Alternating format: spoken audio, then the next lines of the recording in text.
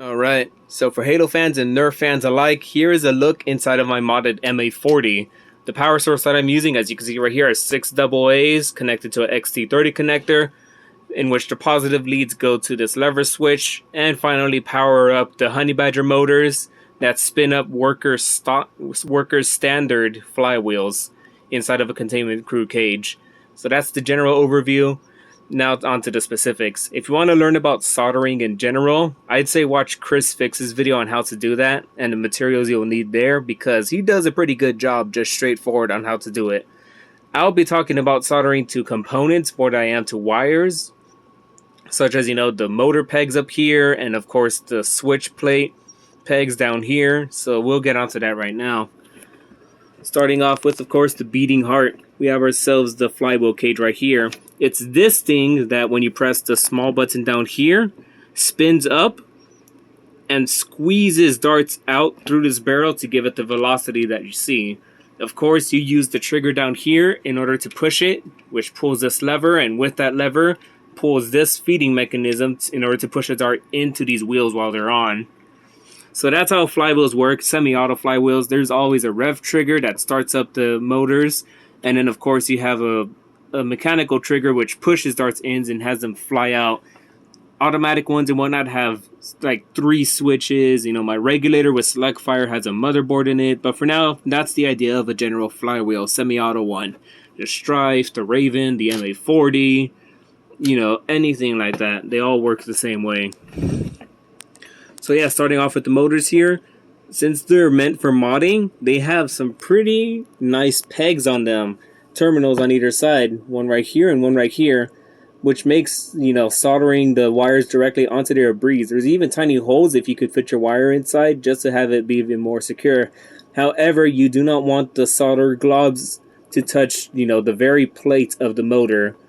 Otherwise, you could just send a general current across the entire motor body and burn it out that way. So try and keep your soldered joints to the terminal pegs themselves and not on the, the plate of the motor itself.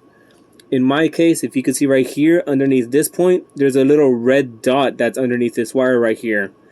These help you out in indicating how to set down the motors. So I have one red dot right here, and down over here, the red dot will be on this side.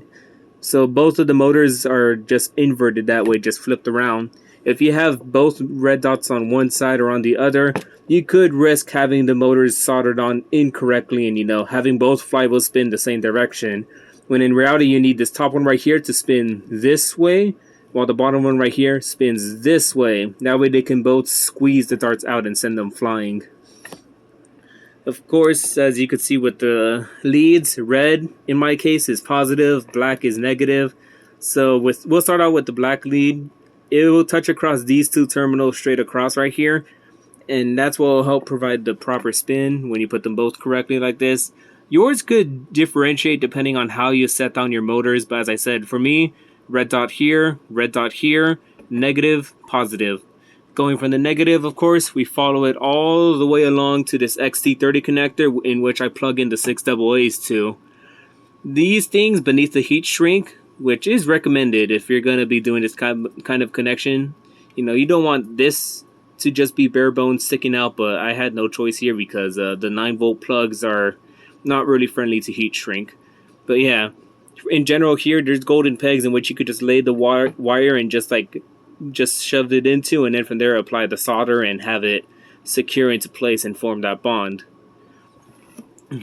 So yeah, that's all there is for the negative wire. You go from the leads, in my case, the front leads with the red dot on the bottom, and then from there all the way straight to the power source. Now for the positive motor, we have ourselves it on the back side, and same thing like the negative, it goes straight across the 2 terminals. However, from there, this starts flowing down to the there we go. This starts flowing down to the COM terminal on this lever switch. Alright, a little audit about the switch and the switch plates that you see right here. These are also 3D printed aftermarket parts provided by Containment Crew, the same guys who made the flywheel cage for the MA40. These are optional. If you want, you could keep the regular orange piece, which looks just like this, and have this guy just super glued under it so that you could still have it press the button and rev up.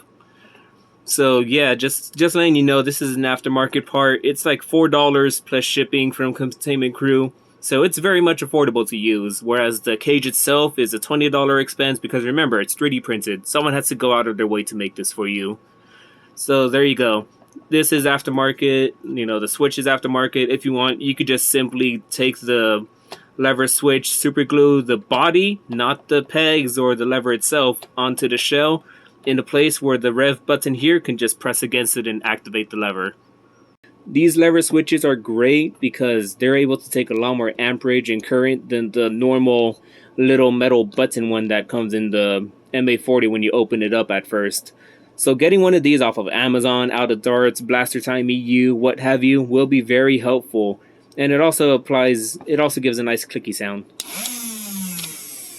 Well, yeah, as you can see right here, it's pretty much just bone simple on how to do this. You could barely see it on my camera, but yeah, this is the COM terminal, which goes straight to the flywheels. And from there, you take the normally open circuit. You don't mess with the normally closed one unless you want motor braking, but you don't really need that in semi-auto flywheels. But yeah, you go with the normally open wire and solder the joints onto there. And this is the one that goes straight ahead to your power source. For me, you know, as I said, the 6AAs. If you own a LiPo battery, 2S or 3S more likely than not, then you could do, you know, XT60 connector, Dean's connector, or whatever source you use as power.